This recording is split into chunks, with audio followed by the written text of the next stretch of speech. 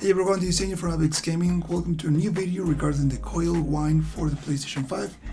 My unit is back and it was very quick actually.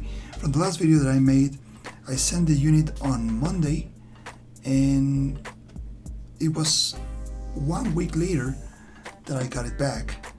And I'm pretty excited to say that the problem is not per se solved, but it's a lot better than what it was in the beginning. So what happened? They checked the unit in PlayStation support, they received the unit, I sent it back in one of those fancy boxes. They received it and they, I suppose, made some tests.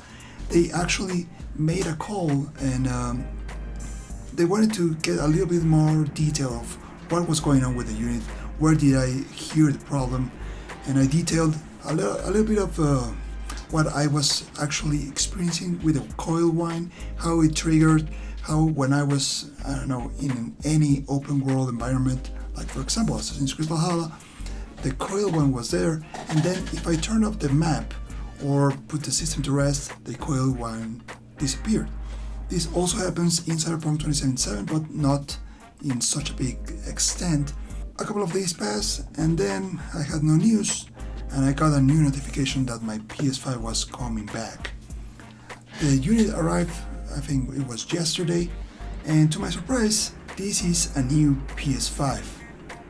This is the same PS5 2 years old edition, they didn't change it to this version, but this is a different serial number.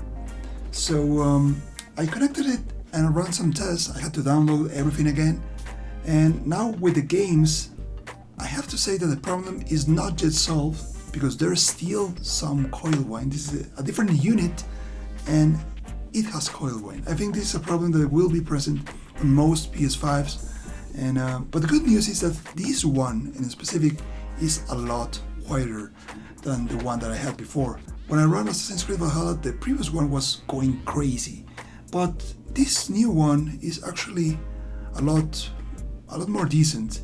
And when I'm running Cyberpunk 2077, when it runs without the bugs, yeah, it's almost silent. So do I recommend going through the process of sending your PS5 to support to maybe get a new unit?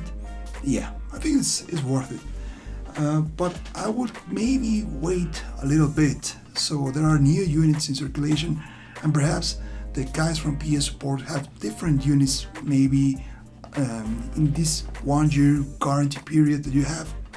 They will get and do some different things while they're manufacturing this unit, and some pieces may be replaced so they are not as faulty as these ones.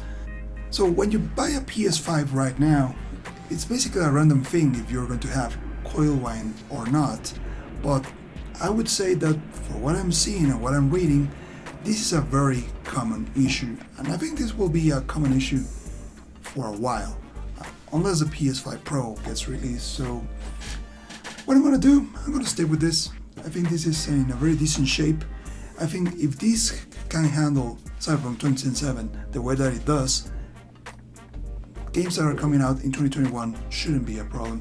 So if you watch any of these free videos and it has been useful in some way, yeah, thank you for watching, and hope your PS5 can be replaced and you got a new unit and your trouble goes away. Thank you, see you later.